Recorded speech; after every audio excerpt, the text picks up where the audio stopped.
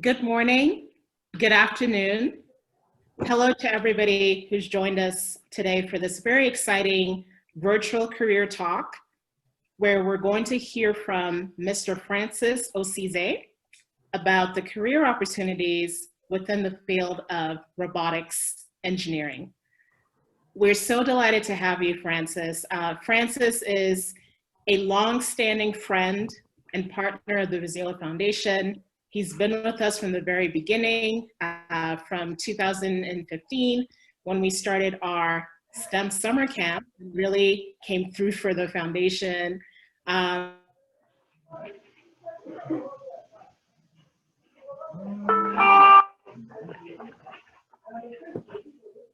Engineering, he is the country director for Young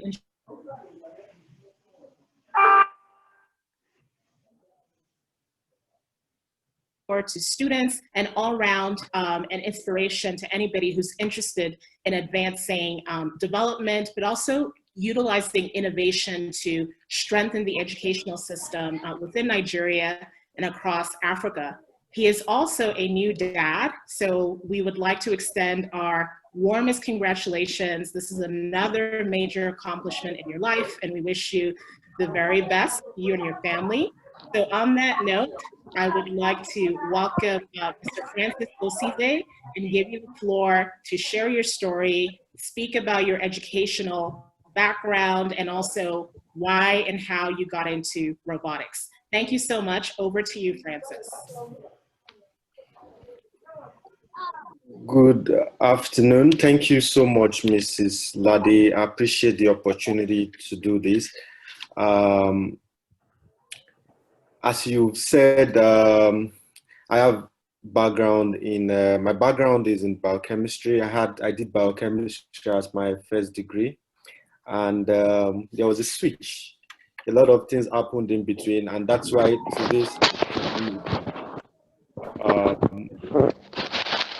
in today's section, we'll be talking specifically about that, and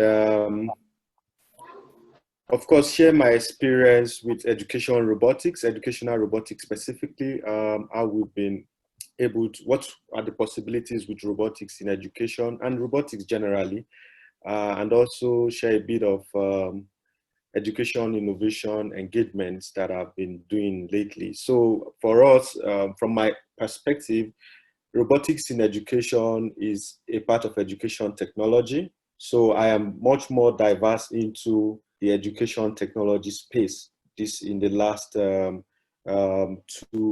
years.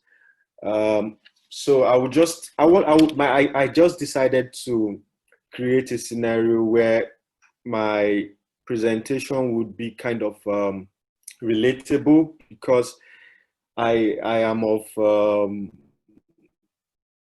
I stayed a good part of my life, if not 90% of my life here in Nigeria, and I can relate with a lot of situations scholars, students, or the people participating in this camp would have faced or would be facing. And for me, that's why this section is quite important. I was speaking to myself yesterday, and I said, I wish growing up I had the opportunity to listen to a mentor tell me about some certain things regarding this field. I would have gone further in life. So on this note, I would start by saying good afternoon to everyone. My name is Ojo Francis Osize, and I was born not quite long, 1986 specifically. So, and I was born in Igara in Edo State.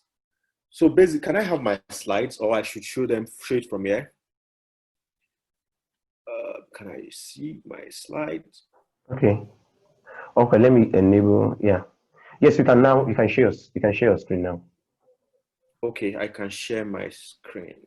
Let me see where is this. So I grew up as, so my parents, engineer, my dad is an engineer, and my mom is a physics teacher. So there was the natural love for sciences in my house. We were talking about laws of physics as if was a game. So while my mates were playing the regular games, I would be discussing with my parents about physics laws, um, Avogadro's laws, and what have you. So that for me was a good foundation to to STEM. And so my dad, as an engineer, was also a very hands-on person. And I recall growing up, he had dreams, very good dreams and visions for us, especially me being um, the second child, and well, in Africa, they say the only son, you know. So we didn't have that. So there wasn't this specialty. I didn't feel any special, and that for me was a good thing. But it was clear that I was going to be a science student. It wasn't something I was going to, it wasn't. There was no opportunity for me to either accept it or decline the opportunity. So I started GS1 primary school. For me, primary school was fun. I came out with one of the best grades in my school, and I could not remember anything serious then. So I knew I played like every average Nigerian child that grew up in not one of the big cities, but just a place in Edo State. So growing up, I had the toys. Yeah, I had toys that perhaps got damaged, and my dad did fix for me. But I think the story really started when I got to secondary school. So I went into secondary school and started a very different journey in life. First time out of home, 10 years old, and Ilorin was quite far from where my parents were. So I had to adjust to the new reality, make new friends, and begin to think about career. I really didn't think much about what I was going to do, but I knew that I was just in a free world. No parental pressure, no do this, do not do this, and all that. So I basically had my time in Ilorin exploring, and that's why I feel the secondary education, which most of the participants in this section um, would be, is quite critical in the formative age of any student. So I was there in Ilorin, spending my time in the boarding school, and I really that was where I got to find myself. Beyond the fact that my dad, being an hands-on person, he had a workshop, he had tools and all that. The passion for engineering did not come. But until the moment I got into school, I realized that I could do a bit of the things my dad was doing. So a quick example is changing of face. There's something we call change of face in Nigeria, being a country where you have this fluctuating power issue. You have a particular face have light, and this, maybe you have a 3-phase meter, one face have light, and the remaining 2 faces don't have light. So I grew up having my dad do those stops himself. So growing up, I could change faces, and when I got to this secondary school, one of my first experience was actually to change the face of light in my hostel. I was in GS3. Seniors were very scared to do that, and I just did it with fun, and that's changed everything. From there, I had a couple of experiences that really changed my life, and the first was the time where the house captain actually invited me to come do some electrical installation in his room. So if you are familiar with what happens in the boarding school, we have special rooms for prefects. So I was in GS3, and I got this call from the house captain to say, it seems you know a lot about electricity. Come do this. I need a fan in my room. And having a fan in your room as a prefect then was part of the big things, So he got this fan, and of course, he couldn't have direct access to an electrician because he wasn't a staff. And he said, could you try your hands on it? And then I looked and I'm like, yes. even though I had not fixed a fan in my life. But I just felt I could find a way around it. Of course, I knew that there was power somewhere. Of course, there was a light bulb in the room and all that. And to come to think of it, in about 45 minutes, I installed the fan, and here we go. Everybody was happy. That house captain eventually became my school father because he felt he had someone who could do everything electronics and electrical for him.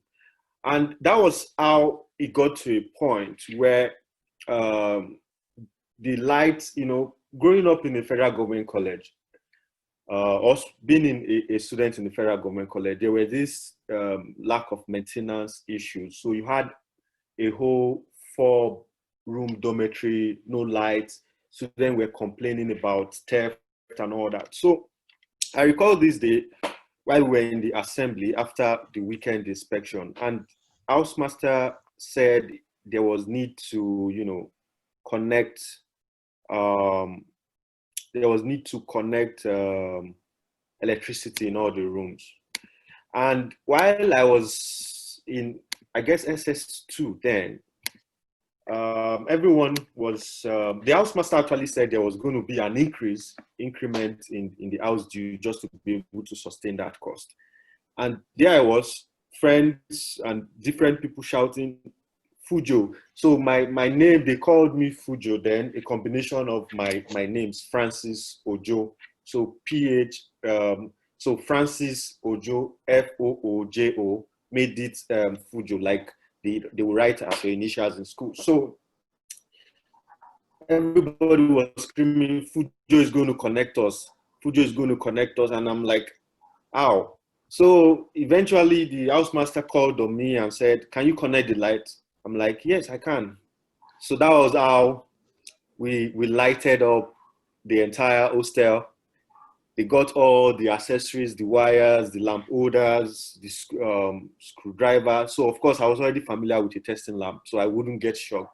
My dad was always using that to test wires to be sure that everything was okay before he uses any other, before any touch. So we connected this light, myself and a classmate then, Dari Kadri, and everyone was happy. The housemaster called us for a special recognition and all that. So growing up in that space, anything electronics or electrical related stuff, I was a cop, as in I was the guy the guys in my hostel would call to do stuffs and all that. Not to talk of maybe your Walkman getting damaged and you need somebody to quickly help you check it out and all that. So I had that interesting experience.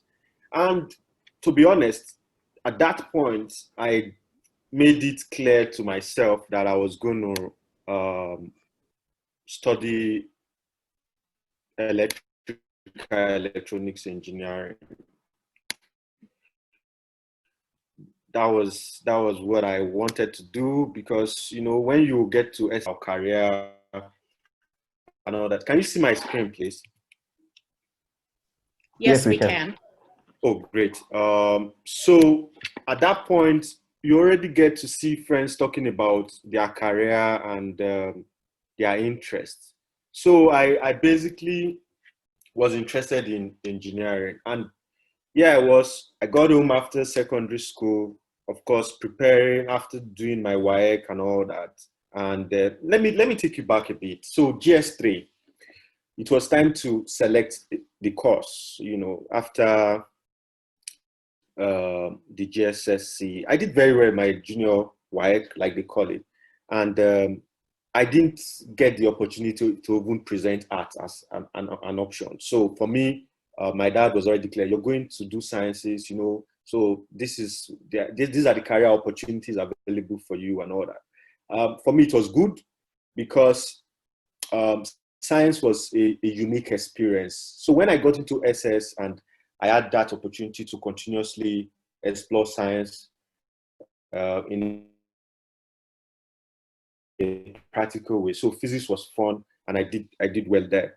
So post-secondary school, I needed to choose a career, and my dad called me while I was waiting for my results and said, "So what would you like to actually study?" And I was like, "Yeah, electronics engineering."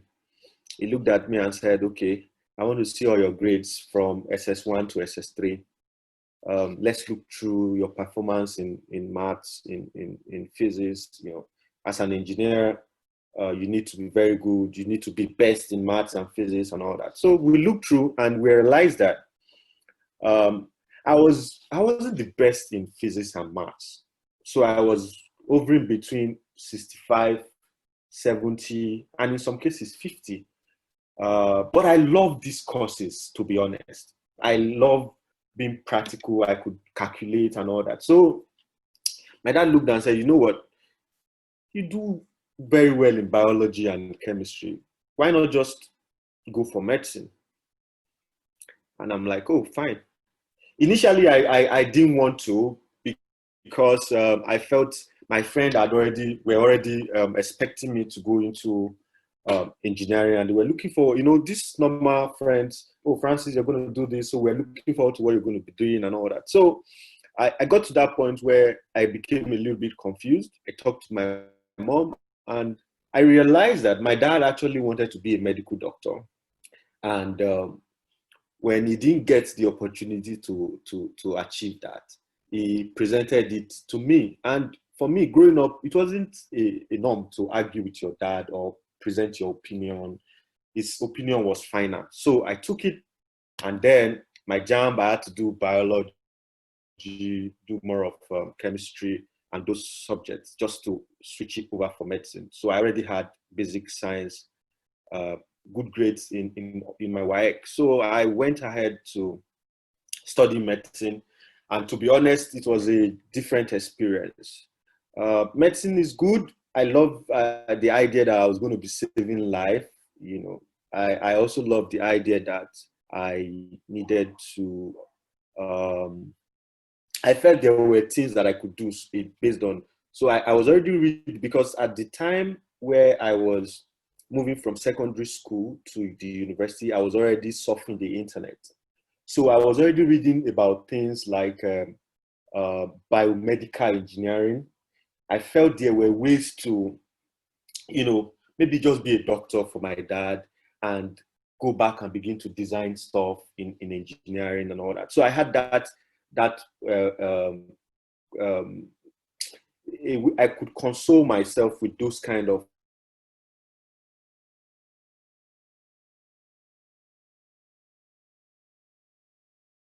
design for the medical sectors and all that. So I went into medicine, and unfortunately, it wasn't as fun as I expected.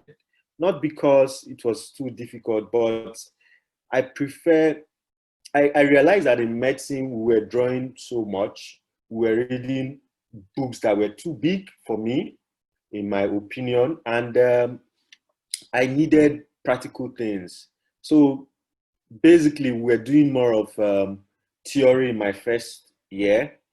And as at the third year, when we wanted to get into practical, we realized that we had accreditation issues and all that. So for me, I just had to call on my parents to say, there are issues, even though the issues might be resolved, we don't know when, but I need to leave because all my friends in engineering are already in their fourth year, fifth year, and all that. So it was it wasn't as simple as I've sounded.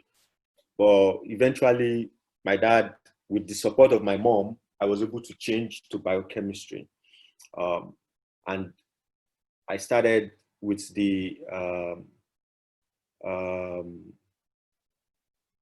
I think we had an agreement that when I finished biochemistry, I would go back for medicine as a second degree or a continuation of that. So I agreed, and that was the only reason my dad consented. So I moved over into that, and I realized that biochemistry also wasn't fun. So it was like moving from I was in between two same scenarios, just bearing different names. Because in medicine, biochemistry is one of the major courses in medicine, and I was doing medical biochemistry.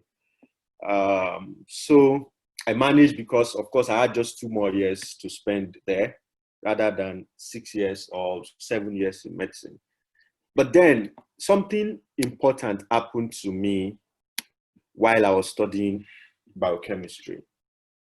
And that is why I think this section would be critical to those listening. I had the opportunity to go for industrial training, which we call IT. And then I realized that I found a mentor. So I did my IT with CFAO. CFAO is a French-owned company. They have operation in Nigeria. It's a large group, but I was working specifically with Nipen, the guys that were producing and packaging the big biro. So I was in the quality control lab, and I met a mentor who was my HOD, and I was able to tell him all I had gone through studying medicine, changing, and all that. And then he opened my mind to a couple of opportunities that I never imagined could happen in biochemistry. So he asked me if I'd heard of project management. This was, I think, 2006 or so. So we talked about project. He asked me if I'd heard about project management. I said no. He said we talked about Six Sigma, lean management, process management, and all that. So he said, you know what? You can study biochemistry and go into these stuff. These stuff would be these fields would be valuable for you considering your hands-on nature. And then I began to explore. So I spent time online. I registered for a project management course, and trust me, at that time, project management wasn't as common as it were today.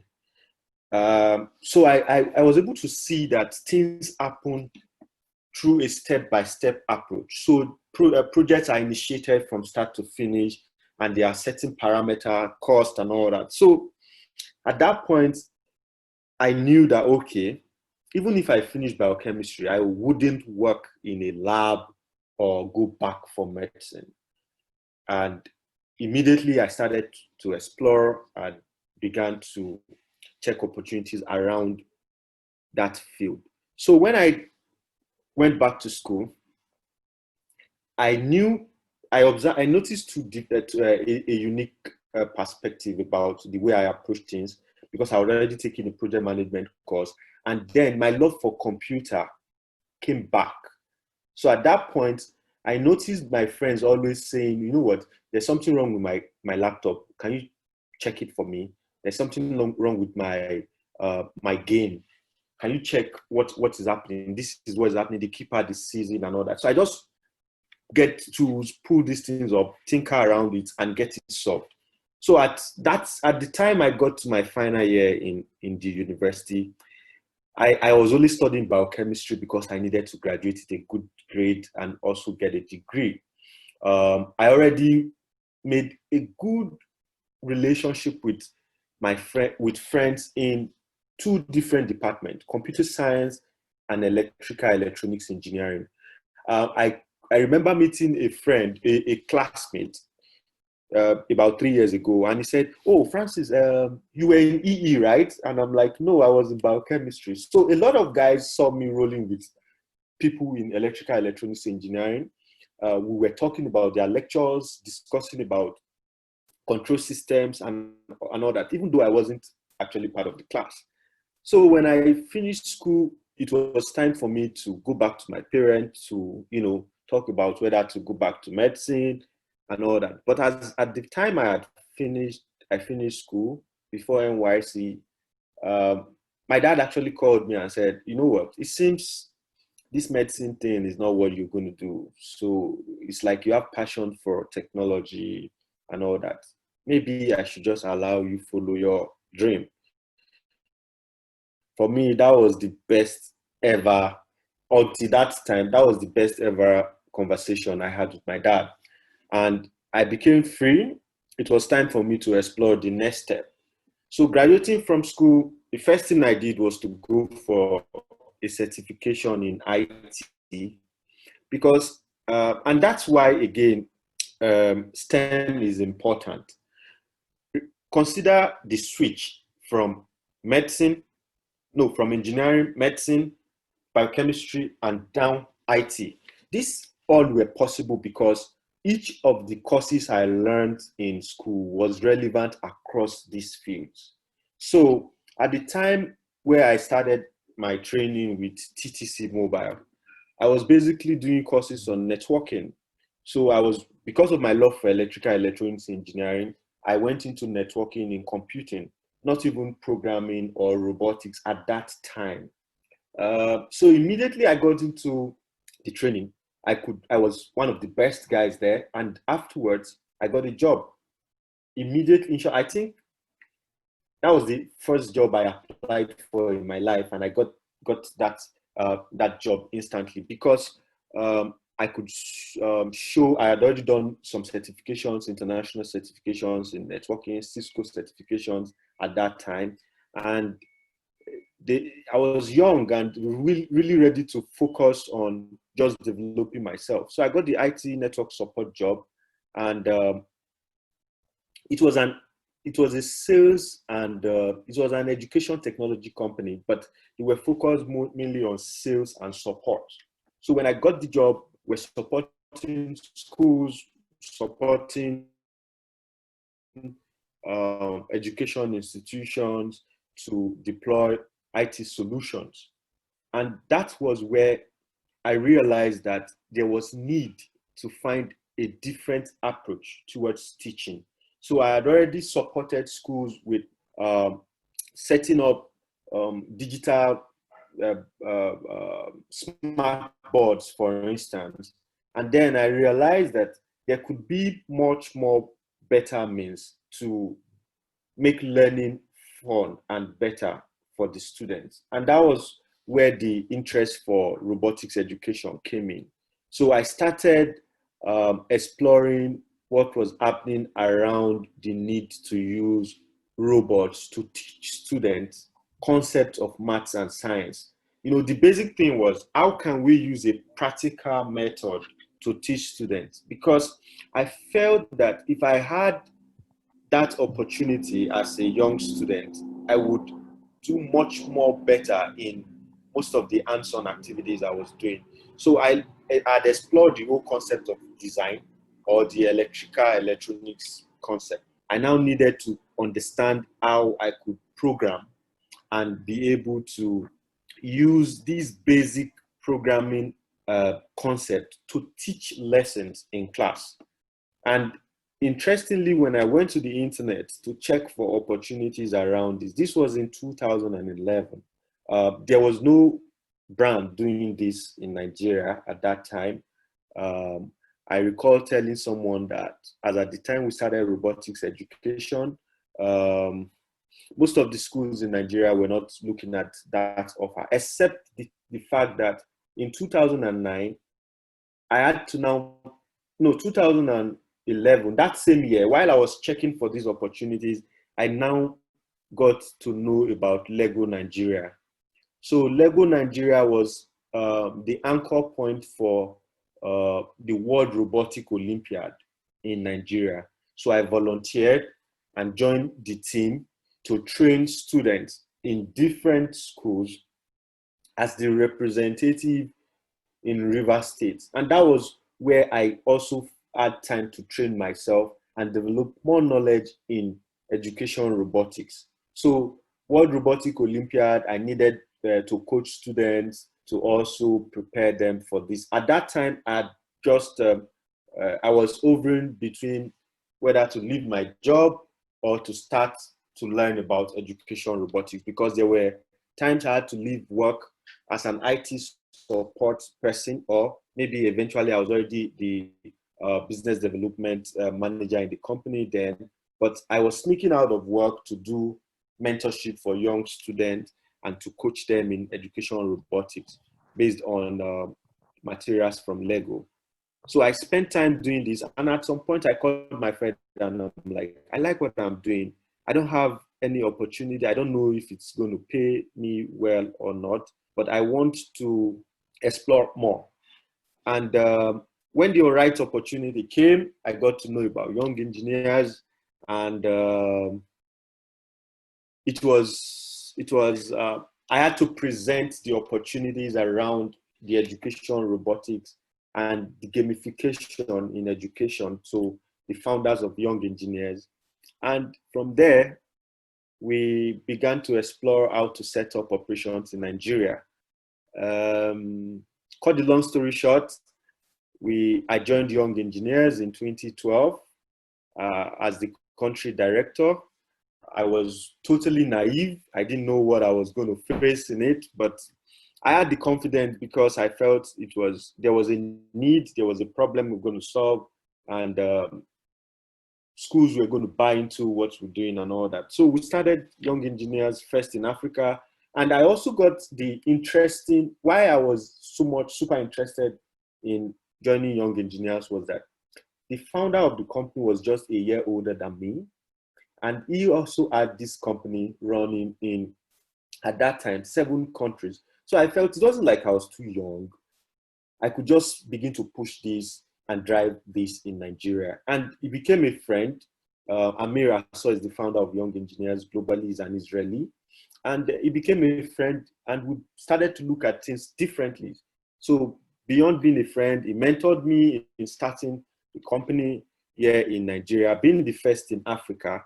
That was the beginning of a new career. So I spent time training myself, and I also got some training from the research and development team of Young Engineers in Israel, where we're able to explore different ways where we could use robots to teach students concepts of STEM. And beyond that, we also were able to expose students to how this application, this robotics knowledge, can be applied to their everyday life. So the basic concept wasn't just about teaching students how to build toy-based robots, but how they could understand the use of sensors, the use of motors, the use of different systems to design their own unique robot. Because we felt from the perspective of makers that if you understand the practical approach to a theoretical concept, you have a unique method that you can use to tweak your design. So a lot of electrical gadgets are designed based on a simple principle. So for instance, think about a tracker, a car tracker. A car tracker is designed based on the principle of global positioning system, which is the GPS, sending information to you through a GSM network. Now, your design concept depends on you. But if you understand that you must be able to receive data from the GPS location to your SIM card, which serves as a protocol to transfer the information received on the GPS to your phone, then you can design a tracker. So a lot of things like this work on basic universal principle. And if you are able to understand that, okay, if I get to a bank, the reason why I get to a place and an automated door opens for me is because there is a sensor that detects my presence. It means that you can design something else which the sensor is going to serve the same purpose.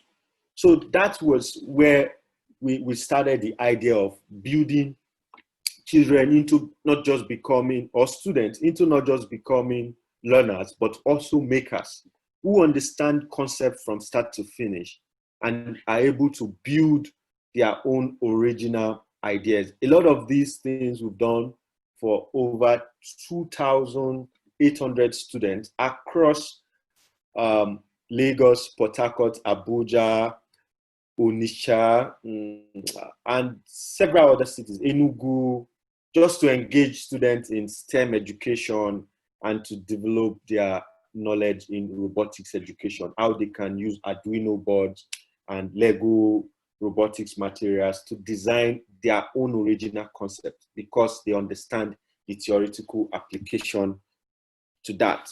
So I would move faster a bit.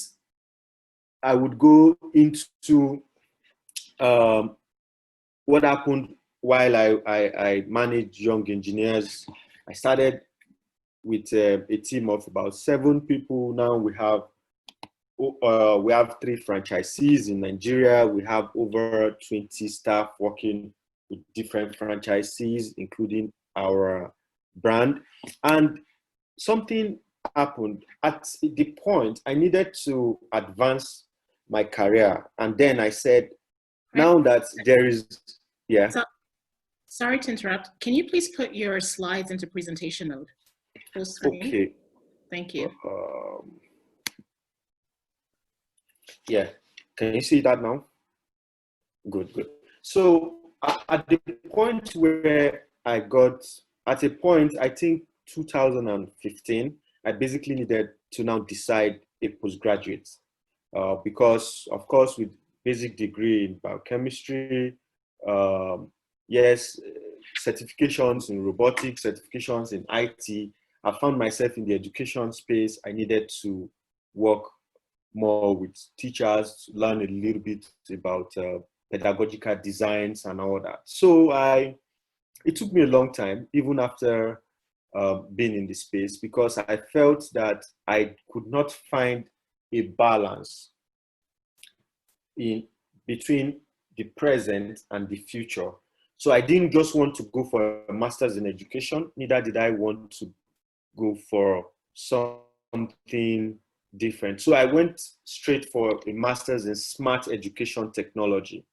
Now, at the University de Côte d'Azur in Nice. Nice is in France, where I did this course for 2 years and also gained hands-on experience in designing education technology solutions. So I also was exposed to a lot of education robotics materials and engagement there, and also maker space, maker lab. We did a lot of works in maker labs and also understood that there was a lot more to do in this space. I could see that I have just 1 minute left, so I'm going to double up. And after that, after the experience for my master's in smart education technology, it opened a new opportunity for me because I now had the opportunity to explore from the angle of not just education robotics, but the angle of education technology in general. And that's what I've been doing in the last 3 years, while also managing young engineers. And most recently, I was accepted in the research lab of one of the partners in the university to come to run some sort of internship in an education development research. It's called the Line Research Lab, Laboratory of Innovation in Education, also in Nice, where I'm working offline. I'm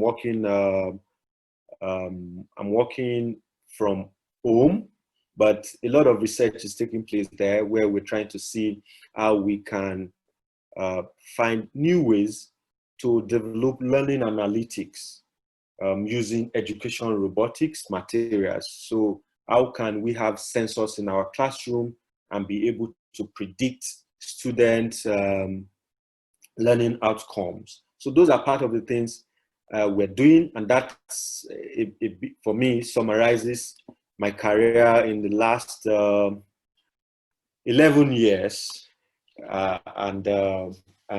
We're still, so I'm a lifelong learner, so I'm still building on my career. But I think the experiences I've had matters a lot in someone who's just starting to build our career. You know, when you're starting to build your career, you would learn a couple of things from the experiences I've had in the course of joining different organizations and also choosing a career.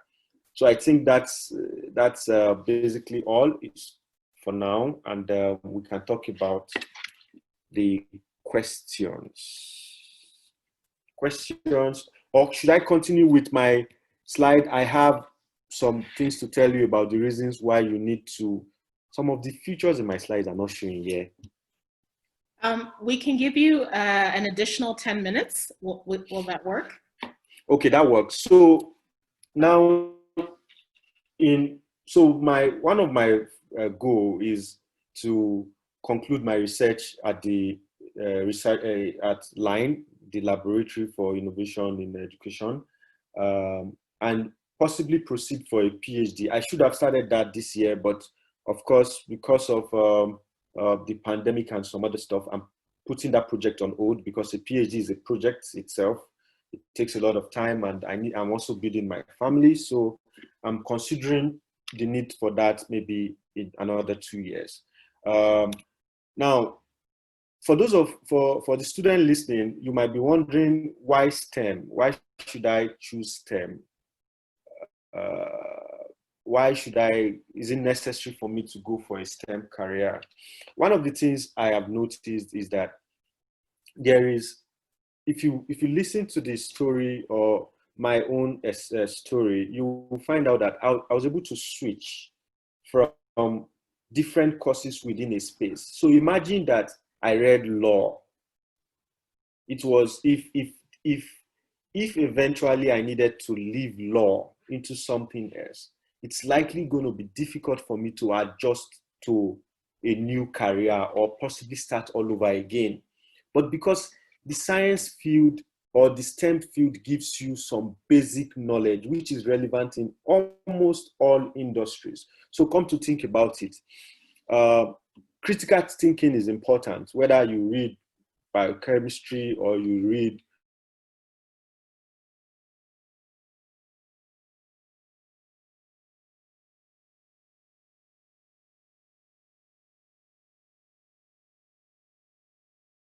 project design. I had to visit hospitals, collected samples, and worked on these samples to be able to present a report. These are the things that you get in science that gives you an all-round skills. So if you go online and Google 21st century skills, for instance, you will find out that problem solving, computational thinking, basic ICT skills and all that, communication, these are critical things you need in 21st century job space. So I could also read the same biochemistry and decide to work in a bank if I have marketing skills, for instance. Like I recall Mrs. Lade would say those days, you make yourself as a T. So when you are a T, you can stand in different positions and not fall. So the idea of reading or going into the STEM career is to give you that multi-dimensional opportunity. So you can read engineering and still find out that, oh, you like computing, and you can still go with the flow without having to start all over again. And the courses are interrelated. So maths is relevant whether you're going to become an engineer or you're going to become a computer scientist. So that gives you a very good reason to engage in STEM. Also, research have shown all over the world that STEM fields pay more. So if you would like money like me, and you would want to make more money, you would also, and of course, that's one of the reasons for going to school, to also make money. You would need to study careers that would be able to foot your bills in the near future. Also, when you study the STEM field, when you go into the STEM career, you find out that you can make direct impact in your environment. What does this mean? It means that, so if you are part of the team working with Microsoft today or working with Facebook today, there's a joy that comes to you beyond just earning a living. You can also feel your impact in the life of people. So that was another thing that I thought about, that I could impact on people's life, even if I was not a doctor, even if I did not read medicine. So I could also sit down and provide a solution that could give thousands and millions of people joy and put smiles in their faces with this career. You know, so and if those are part of the most important things that everyone should be thinking about today. Empathy. How can I make people happy? What can I do to change lives? You know, so that when you're gone, when you get older, you can be remembered for something. You know, so these are part of the reasons why I feel you should consider STEM career. And again, the security is there beyond. So if I studied a non-STEM field, it might take me a lot more time to be on my own as an entrepreneur. So let me explain this. If I understand machine design and I understand robotics, I could wake up tomorrow and decide to make a gadget based on how I want it to be. You know, I could decide to make my own home automation systems, for instance, and begin to deliver services without going to look for a job.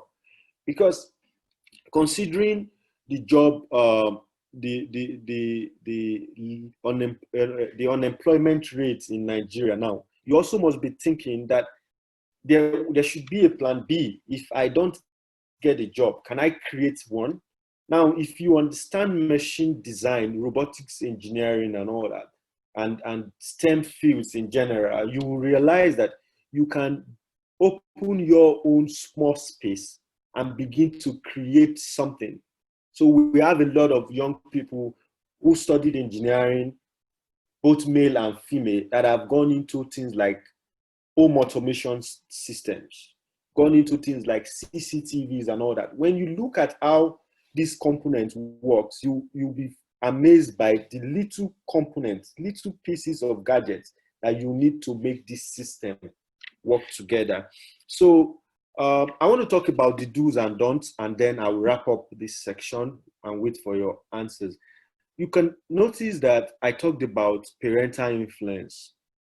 Now, for me, I would advise a teenager to look for, first, passion before parents. My parents are happy with me today because they realize that eventually I'm successful. Not because they guided, of course, the dream of every parent is to guide you. So they don't have a negative, don't look at it as, my dad doesn't love me, that's why he's saying I should study STEM or I should do this. Now, the difference is that you get to a point where you need to know yourself. And that's why this section is important. It is important for you to go back and build yourself into becoming what you want to be, while building upon the impact of your parents, and not just allowing your parent to say, go this direction. Because eventually, if you study any subject or any course and you don't do well, the responsibility is still going to be on you and not your parents. At some point, your parent might even be old, you know. So you cannot continue to say, my parents said, which was what happened in my case. I wish I knew someone that would tell me that, you know, respect your parents, very important, but try to convince them as to why you prefer this to what they are recommending for you. And I think that's what I did not do. I did not present any opinion to my dad as to why it was going to be better for me to do engineering and all that. Get a mentor. Now, mentorship changed my life from when I was doing my IT to the time I eventually graduated from school. I had mentors. I had people who were successful in their fields, and these fields were STEM field. And I could go, in short, when I was applying for my PhD, I met my mentor and I was like, this is what I want to do. This is why I want to do it. And he advised me about the things happening. So I still have a mentor. Now, you need to, at a very early age, begin to build the concept of having a mentor, somebody who you want to be better than, not even be like now. You see the person's position as just the present opportunity for you to climb the ladder. And then apply for internship, visit STEM-related organizations. This helps a lot because when you're in school, you might just imagine what this career is about. Some people don't understand what it's like to work in a tech company. So you need to explore those opportunities, identify your passion, and most importantly, ask questions. This is one of the best things or best advice I can give anyone to encourage them to go into STEM. Ask questions. An average engineer or a robotics engineer would have to ask questions so that they can provide solution. You cannot be a problem solver if you don't know how to ask questions. Important questions anyway, not just any question. Ask important questions so that you can create solutions. Why is this happening?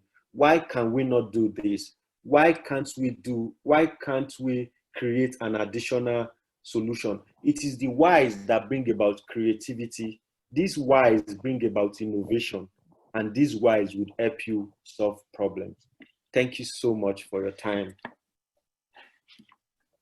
Thank you so much, Francis. That was fully loaded and very relevant to our conversations. And I was smiling when you talked about being a tea expert because I had just spoken yesterday to students in our virtual coding bootcamp.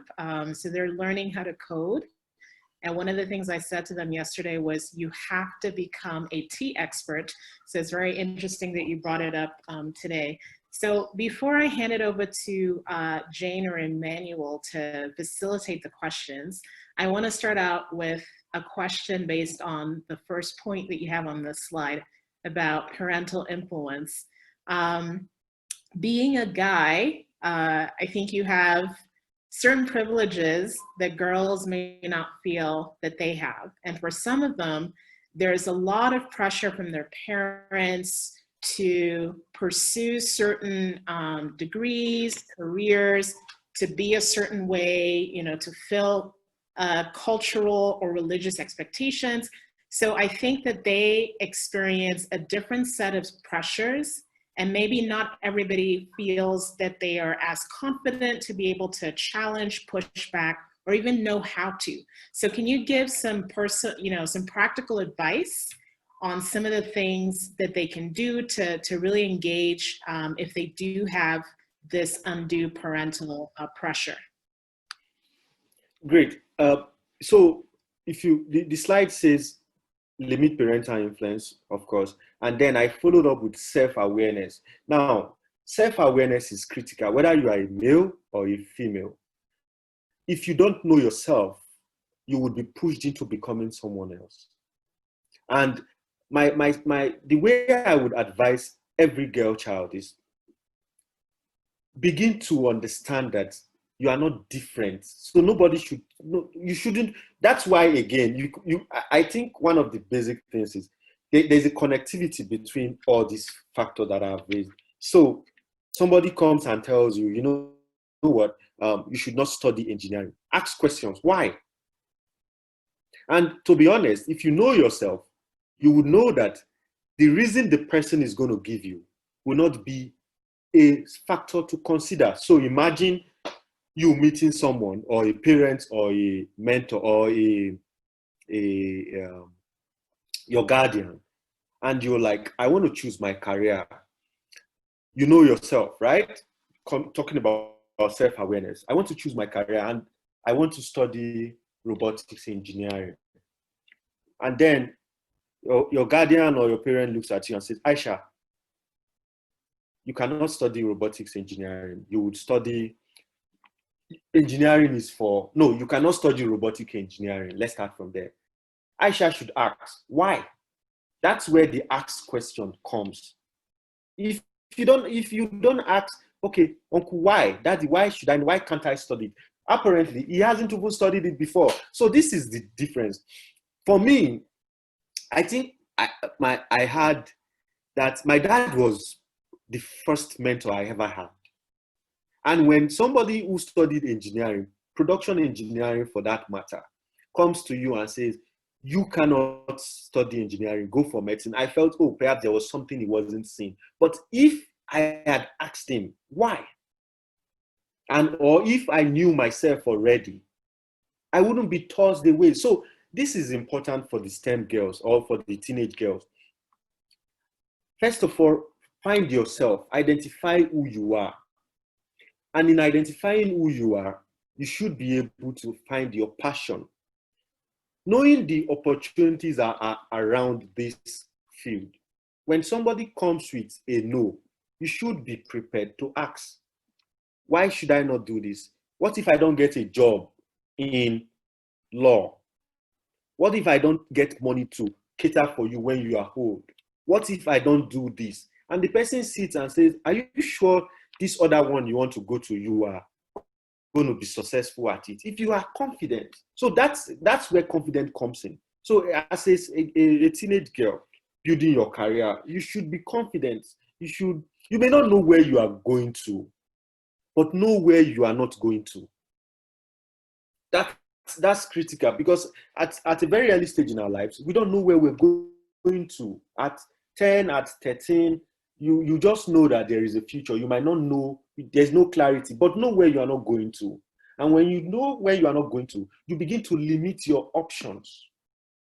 So if you know you are not going to, you don't want to take your certificate and be walking around looking for jobs, you need to now go and look for the highest paying jobs, careers that have the highest paying jobs. That's a yes for you. So when somebody comes and says, read this course, you Google it. Is it in the top 5 careers of the highest paying jobs? If no, then it's a no-no for you.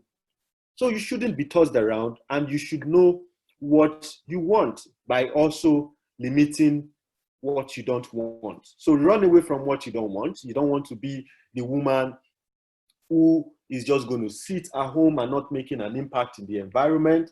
You want to be the woman who is influential in the society based on what they have achieved, whether in research or in technology. So I feel that the idea behind my own story already makes it clear that the STEM field is a perfect place to be, whether it is maths, whether it is engineering or technology or medicine.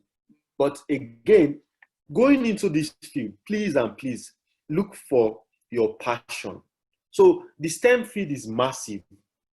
Don't just go into STEM because they said you should go into the STEM education field and then you begin to read biology when you know that you can do something much more professional, because that's another thing. We begin to see people reading courses that are not industry relevant, even though they are in the STEM field. So think about courses like programming. Think about courses like data science.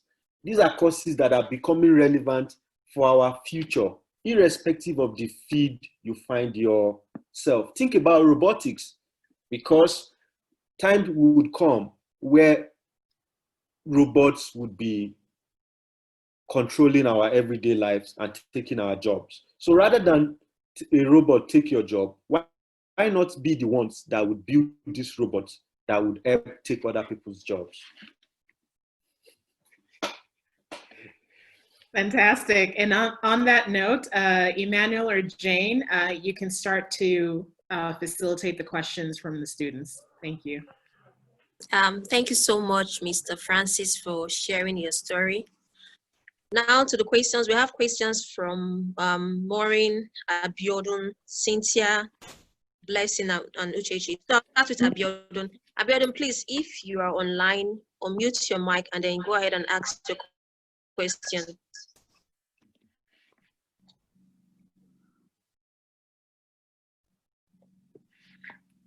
Oh, I think we've lost her. Okay, so Cynthia, please, you can ask your question now.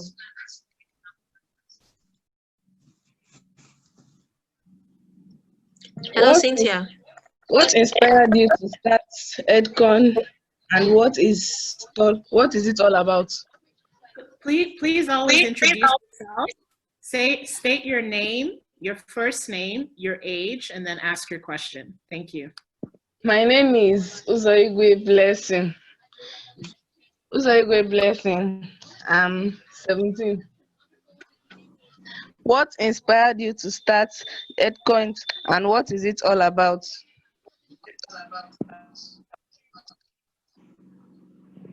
What are you there? So what inspired me to start what? EdCon? I think she meant Ed Connect. EdConnect. Yes. Okay, EdConnect. Okay, great. EdConnect is, I didn't talk about EdConnect basically, but EdConnect is a platform I've just, I'm working on. I've designed it. EdConnect is a community for educators in Africa to connect and share share ideas and resources towards developing the African space. So imagine myself as an education innovation researcher or even an edtech practitioner. It gets to a point where the challenges I would face in designing education technology solutions for Africa, another brand is going to face the same challenge. So look at what is happening now, where we never saw a situation where we have to shut down schools for 6 months. We had to transform all engagement into e-learning and all that. So the space, the EdConnect space, basically is a community of people and practitioners to brainstorm towards improving the education space in Africa. Now, what inspired that? First off, I'm a practitioner in the space, and I realized that the challenges I was facing was the same challenge that my friends and my friends in other education technology companies were facing. You know, things like recruitment. How do you get the right people? So when you're teaching education robotics, for instance, or you are designing robots in education, a lot of people who are graduates in Nigeria don't have that knowledge, the practical knowledge to join your team. How do you begin to come together to see how we can inculcate training for teachers that would make them valuable? So we took that was the inspiration behind that. Again, one of the things that EdConnect was thinking was, how can teachers begin to monetize? If I'm a very smart teacher, is it not time that I begin to create digital content and make money outside the four walls of my classroom? So if I have the special skills of teaching and I understand pedagogy as it were, can I create can I create a lesson in maths in a video form that meets a particular standard and sell this lesson to a company? This company is going to put the lesson on their platform. And when students in different schools begin to read this course or participate in this course, they pay. When they pay, we are able to get a particular percentage to the teacher. So for me, what I do every day is to think about transformation strategies for education. How would an average teacher in Nigeria survive with 20,000 naira as a salary? It doesn't make the teaching job interesting. But if a teacher understands that with a cell phone, he or she can design a lesson and post it on a particular site that students from anywhere in the world, including Nigeria, can learn from and get paid, then the teacher becomes much more interested in teaching. So the EdConnect community is all about improving teaching through collaboration. So everything we do is based on collaboration. So also we have people who are founders of companies who are not from Africa and they're interested in the African space. How do you sell in Africa when your product was designed for Europe? You need practitioners in this space who would tell you these are the common things about schools. You know, I don't know if I've answered your question.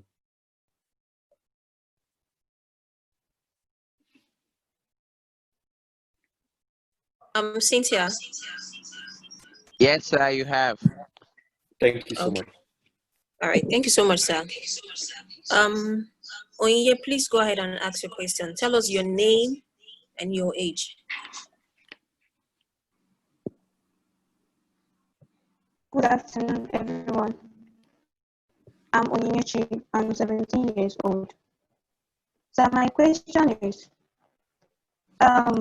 speaking about future applications for robotics, what might we expect to see in Africa, Nigeria in particular? That's my question, sir. Okay, great. Talking about applications of robotics in our everyday life, especially in Africa, what we are, you see, this is what happens in technology. There is a flow. Technology is being designed, and it's actually not supposed to be that way. But because we have a lot of research labs in Europe and America, in Europe and then mostly North America, you find out that technology is designed from that end and the knowledge transfer cascades down. But the truth is, because again, they have the market. So if I design a robot today that is going to be cleaning restaurants, an automated machine that cleans restaurants or makes makes a security man at the gate of a bank totally useless, right? If I decide to do that in Africa, the question would be how many people would buy into my technology immediately? So the market is the reason why it comes from Europe down. What do I mean? So you have a situation whereby we have a lot of talent here, but when they design solutions, they also are doing this to make money. So they want to deploy these solutions in much more developed markets before it comes to Africa. Now, on that note, I can tell you about solutions that are already running in Europe, in America, some of which includes a full-time robotic system taking over an hotel in Japan, for instance. You have that where you think about the entire hotel being managed by mostly robots. We even had situations where during this COVID-19 period, hospitals, because of the infectious nature of the COVID disease, hospitals were deploying robots to give food or drop samples and all that. That's a market. We didn't see that happen in a lot of our hospitals here in Nigeria because, of course, the most important things were to begin to look at how to get ventilators, you know. So what I think we can talk about now are the technologies that are being deployed in developed countries. In another 5 to 10 years, what happens is when they design technologies in developed countries, it would be expensive because the chips and the materials, the sensors and the materials deployed to make those robotic components are much more expensive. However, when technology begins to stay, the materials used in designing those technologies becomes cheaper. There is a theory on that, and is something that is applicable all around the world. So the computers that were tens and thousands of dollars 30 years ago could do less function compared to your smartphone today. The reason is because technology is becoming cheaper every day. Now, when technology becomes cheaper, it means affordability comes on the increase, which makes it a prospective market in Africa. So I give you an instance. I was looking at a design concept around how a company in the US was deploying full-time robotic automation in this COVID era. I'm using the COVID era because it's something we can relate with. So you go into your office, if you don't wear a face mask, the door does not open for you. If you don't sanitize, the door does not open for you. To be honest, that's quite a simple system to deploy, because when you sanitize the system, the sensors send signals for the door to open. When you are not wearing your face mask, the system, through a facial recognition device, knows compared to when you are wearing a face mask. So if I were to design this solution today, considering the costs, it might be a little bit difficult to sell here immediately. So it's not impossible, but it might be a little bit difficult to sell here immediately. However, these are being deployed all over developed countries. So what you would find is that whatever is being deployed in developed countries, give it another 5 years, it's going to be explored in Africa, so long as it's successful in those countries. So just find out, because there are a lot of these gadgets coming up every day. I have a lot of friends in Shenzhen, China, which is where they do a lot of research around these innovations and robots and all that. And I see a lot of things coming out every day in robots design, and they are becoming cheaper and better. So the ultrasonic sensors that were about $7 or $17 are now like $7, which means the same ultrasonic sensor would be used to design a machine and it would be cheaper. So to answer your question, Africa would get there, but in just a longer period when the market begins to appreciate some of these things. Did I answer your question? Yes, sir. Thank you. We have another question from Chinwe. Chinwe, please unmute your mic. Tell us your name, your age, and you can go ahead and ask a question. Hello, I'm Chinwe. I'm 14. Your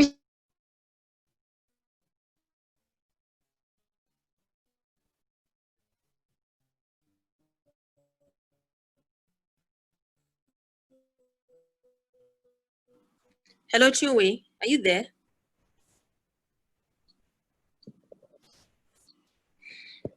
I think we lost her.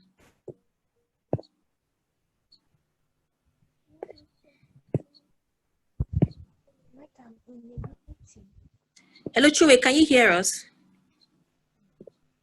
Please go ahead and ask your question.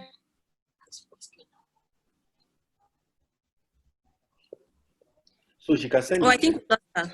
Can she send a message? So I guess she's having these network issues. Okay, I actually got the question she asked. She was asking, okay. She said you are a research intern at Rachel. How do you combine your job as a research intern and what you currently do at Young Engineers? Okay, great. I'm a research intern in a research lab. What happens in the research lab is applicable to my job in Young Engineers. So in Young Engineers, I take it as managing the research and development lab in Young Engineers Nigeria, so that I apply what I am able, the data, the information I'm able to come up with from the lab here to the research lab in France. Now, research is about information. Research is about findings. So the research lab is just a space that brings researchers together, and they also have an in-house space for us to tinker. Since I'm not in France and I have to be in Nigeria, what I've done is to create a department within my organization here in Nigeria to be able to do the same things that I would have done in the lab in Nice. So when I need resources, maybe hardwares or materials that are not present here, I could request for it from the research lab in Nice and then get to implement it here. And that's the beauty about STEM. STEM is not, so what we do is not theoretical based. There's no, it's not something anyone imagines. So a researcher needs to have a space where he's going to deploy the things he's working on. So I do that in the Nigerian environment.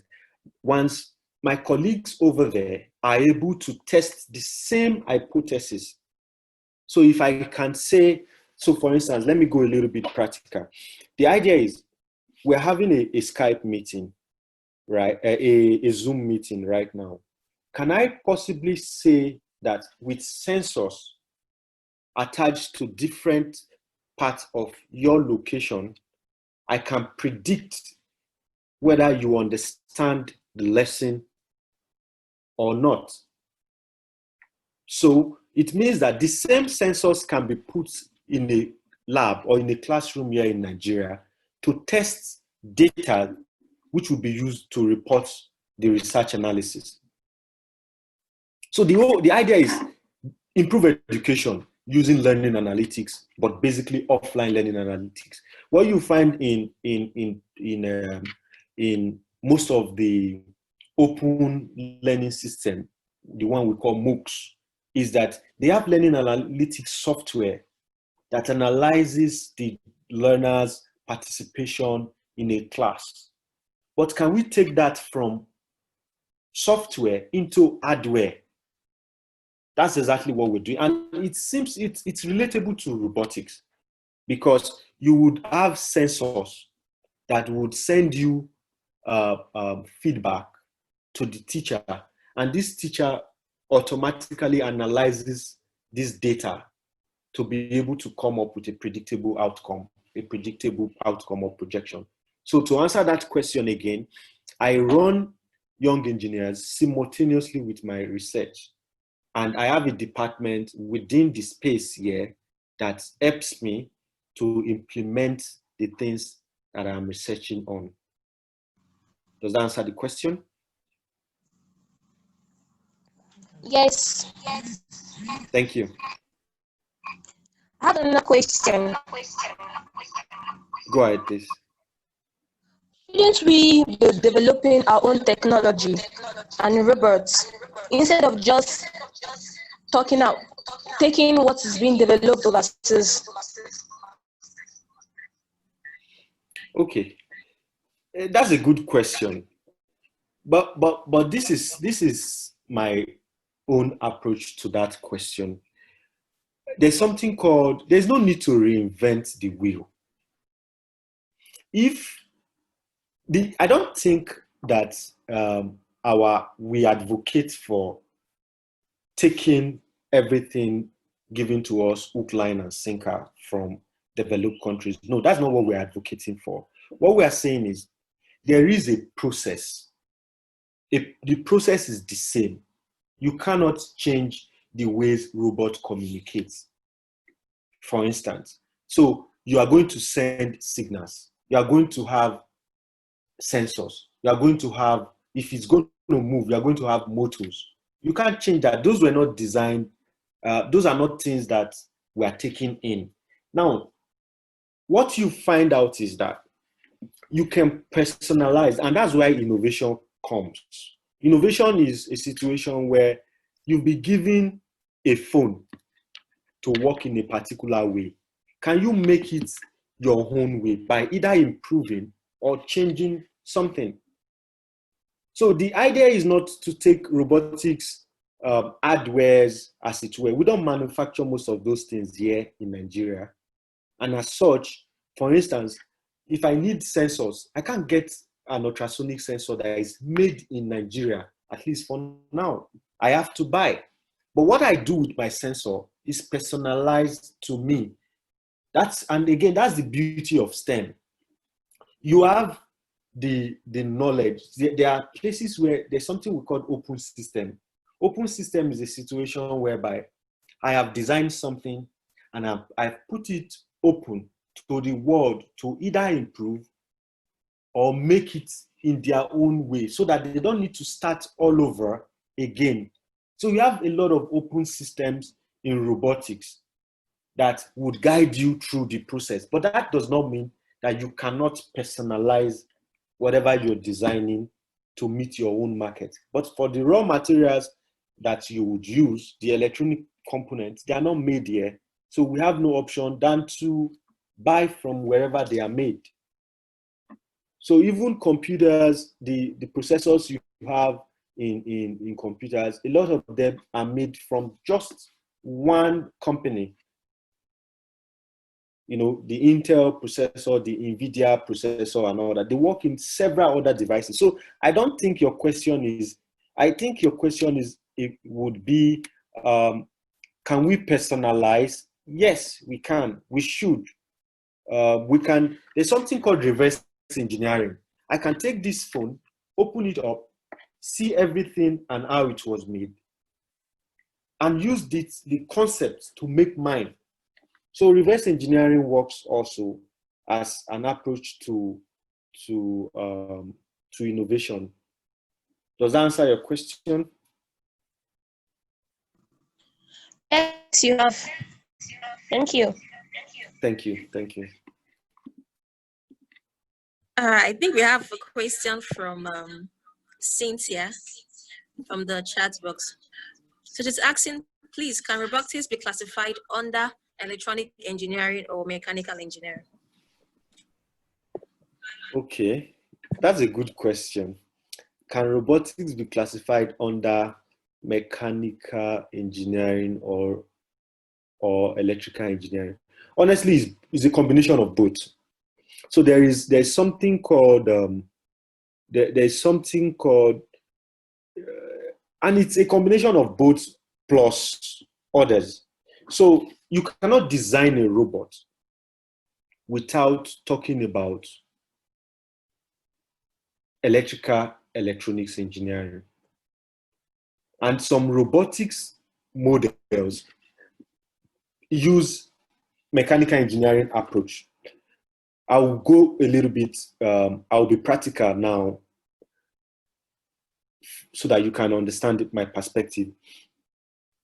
If you were to build a driverless car, don't forget also that engineers don't handle projects alone. You possibly cannot be in a company as a robotics engineer without working with those professionals that you've just mentioned.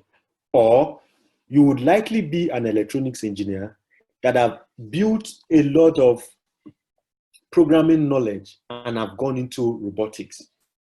So when you're talking about the driverless car now, a driverless car first you must have an understanding of mechanical engineering, because you are going to be changing the entire systems in mechanical engineering into an automated form.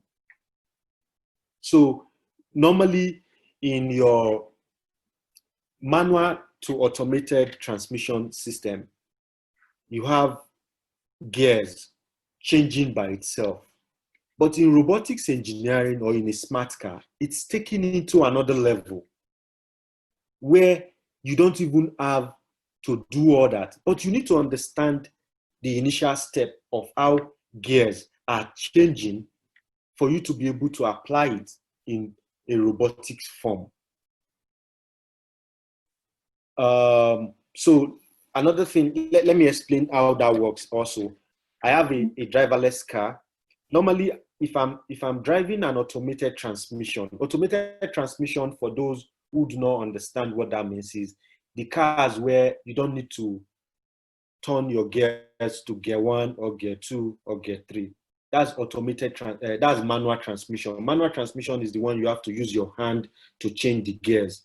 Now, the automated transmission is where you just start your car, and when you continue to move, you begin to see the car change its gear depending on the slope or the speed that you want to maintain. Those automated transmission systems have sensors in them. Now, that's an application of robotics. However, when you now go into the stage of building a robot, a smart car, that's a driverless car, you're going to take mechanical engineering further into a much more detailed use of sensors, where rather than you moving the car to change the gears, the car automatically knows when gears should be changed without anybody driving it. So that means that if you are a robotics engineer, you need to focus on the programming part of this car while you understand the basis of mechanical engineering, which you would learn anyways. So if you're going to, if you were in, for our programs in young engineers, for instance, we teach design engineering first before we teach programming.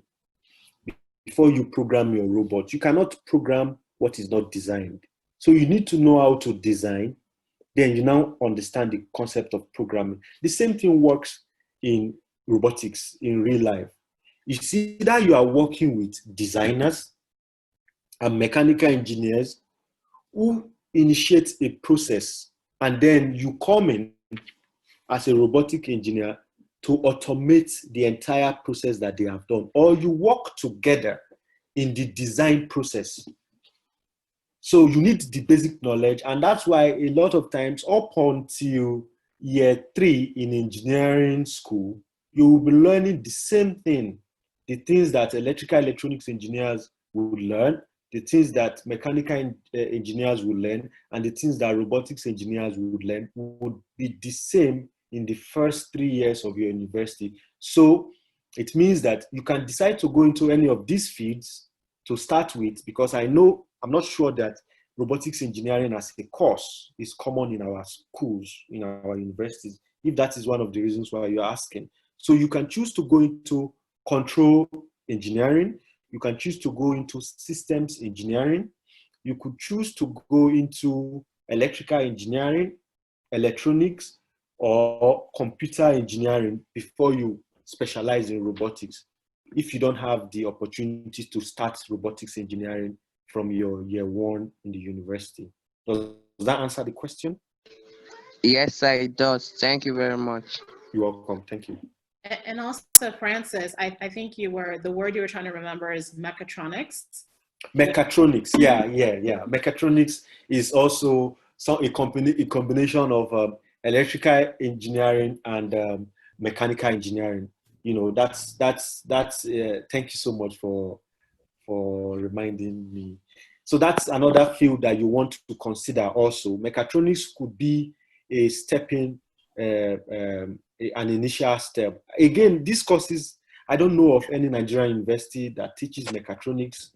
I know one of the guys in my team studied mechatronics in a university in Malaysia, but I don't know if there is any in Nigeria, but it's a very good field.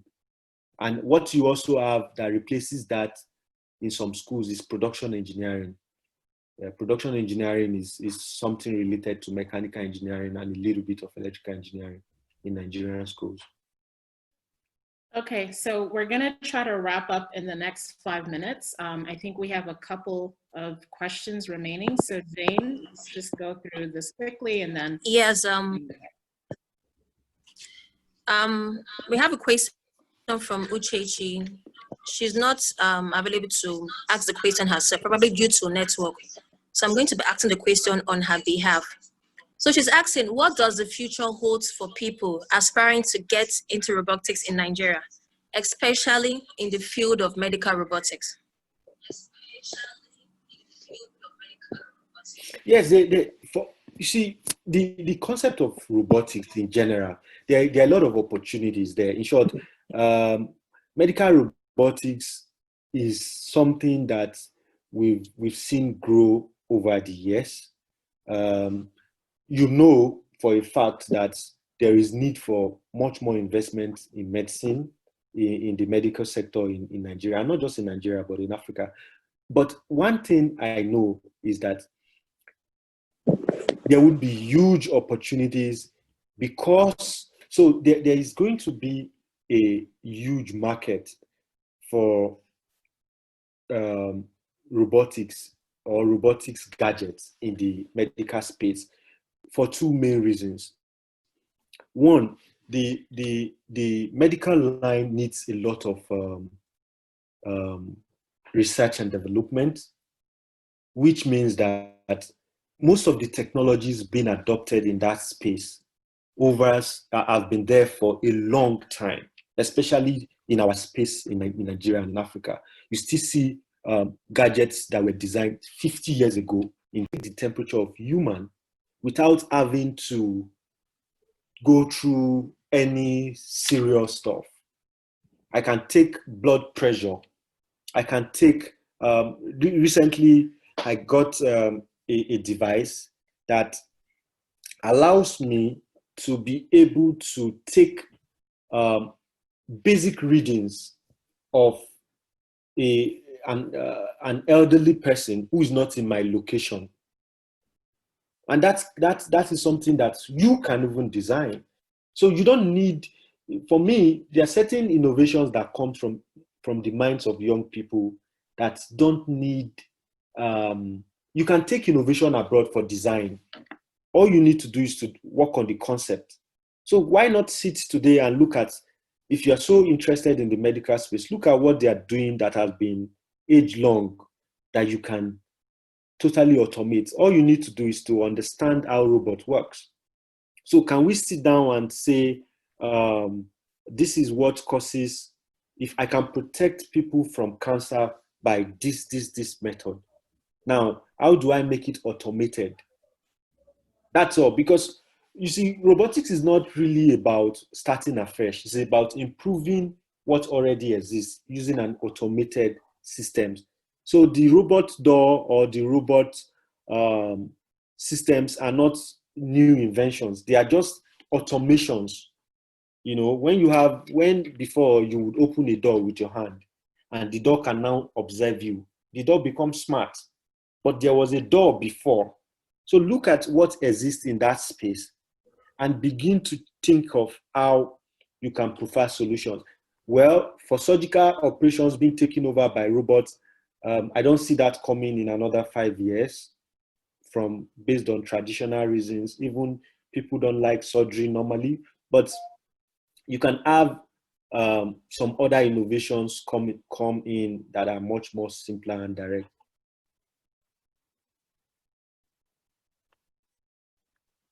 So thank you very much. Yeah, so when I talked about, I don't see that coming up, I'm talking about Africa or I'm talking about Nigeria. But these things already exist in developed countries where you don't even have to perform, you don't need to be physically present to perform a surgery on someone. So it doesn't mean it cannot come, but I'm only looking at it from both a market perspective and a design perspective. To make the design possible, to sell it, it's possible, but not immediately. So maybe by the time you're done with school, and again, I think I'm missing something. You guys are like 17. By the time you get out of school, these things may become very, very relevant. So I'm quoting based on present. So if you're going to be out of school, maybe be in the job market in another 5 years, it means that what you're thinking might likely be possible then. So what I'm talking about is based on today's market.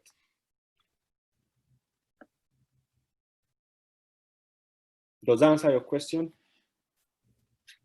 Yes, it does. Thank you very much for that. You're welcome. Just to finalize this, I think the areas of robotics that is actually selling now is explore things like game robots. Game robots is selling and is coming closer to Africa than we expect. How can, rather than playing computer games, how can robots begin to play games for us? That is selling. Educational robotics is already there. You also have robots in automated. So this already is a huge market, and that is in Nigeria. So industry-based robots where you have automated systems, like you have when you go to a factory, you don't have to do anything in the collection process. So while I was doing my internship then, I recall that everything that we were doing was done manually. So you have factories today who have robotic components in their machines that does everything from start to finish. you'll be amazed to see that most of the computerized, even the packaging industries have robotic components in Nigeria that are working full-time. Thank you. So on that note, I'd like to bring this to its logical end. Thank you so much, Francis. This has been a very engaging discussion. We've appreciated the practical advice that you provided and your willingness to share from your own story. We had a lot more students who unfortunately had some internet challenges, as we know. So that's one of the big issues that we need to address and solve in Nigeria and across Africa. But thank you again for your time. And I hope, we can send some additional questions. People are still typing, so maybe we'll have you answer those via email. But thank you so much again. This has been a great pleasure. And please continue to stay safe and have a wonderful weekend. Thank you so much, Mrs. Lade. I appreciate the opportunity. And of course, the messages can come in. For me, I want to be a mentor to everybody who wants to be guided through this journey. It's not a very easy one, especially for the girl child. Through your encouragement ab initio, the importance to continue to help this development is something we want to do. And of course, as an organization in Young Engineers, when we get internship opportunities, unfortunately, we are not in Abuja. Our lab is not in Abuja, but if we get internship opportunities, we would be able to provide for your students so that they can also come and see firsthand how these things operate. And I think that would really impact on their life. Anyway, thank you so much for the opportunity. I appreciate it. Thank you. And I'm definitely going to take you up on that offer. So we will be sending students to you. Internships are supremely important. So thank you again for the offer and have a great weekend. Thank you. Bye. You too. Yeah, bye-bye. Bye. Thank you. Thank you. Thank you.